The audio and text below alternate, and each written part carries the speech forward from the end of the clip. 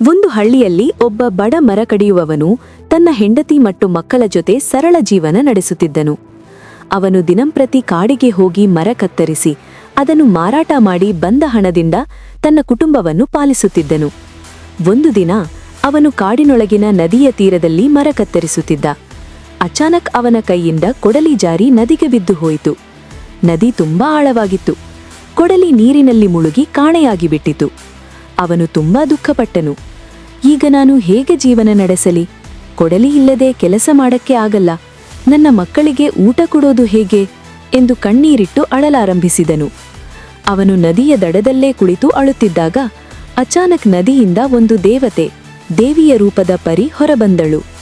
ದೇವತೆ ಕೇಳಿದಳು, ಏಕೆ ಅಳುತ್ತಿದ್ದೀಯಾ? ಮರ ಕಡಿಯುವವನು ಉತ್ತರಿಸಿದ, ಅಮ್ಮ, ನನ್ನ ಕೊಡಲಿ ಈ ನದಿಗೆ ಬಿದ್ದು ಹೋಗಿದೆ. ಅದು ನನ್ನ ಜೀವನಾಧಾರ. ಅದು ಇಲ್ಲದೆ ನಾನು ಕೆಲಸ ಮಾಡಲಾರೆ.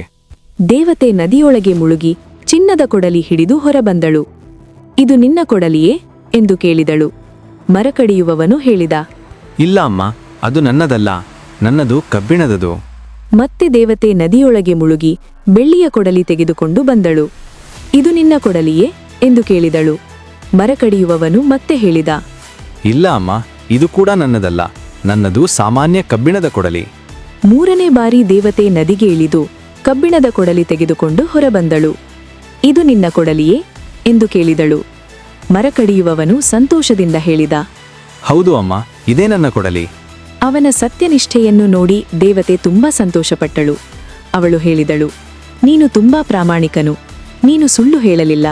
ಆದ್ದರಿಂದ ನಿನಗೆ ಬಹುಮಾನವಾಗಿ ಈ 3 ಕೊಡಲಿಗಳನ್ನು ಕೊಡುತ್ತೇನೆ, ಚಿನ್ನದದು, ಬೆಳ್ಳಿಯದು ಮತ್ತು ಕಬ್ಬಿಣದದು. ಅವನು ದೇವತೆಗೆ ನಮಸ್ಕರಿಸಿ ಧನ್ಯವಾದ ಹೇಳಿದನು. ಅವನು ತನ್ನ ಹಳ್ಳಿಗೆ ಮರಳಿ ಸತ್ಯ ಮತ್ತು ಪ್ರಾಮಾಣಿಕತೆಯಿಂದ ಬದುಕಿ ಸಂತೋಷವಾದಿ ಜೀವನ ನಡೆಸಿದನು.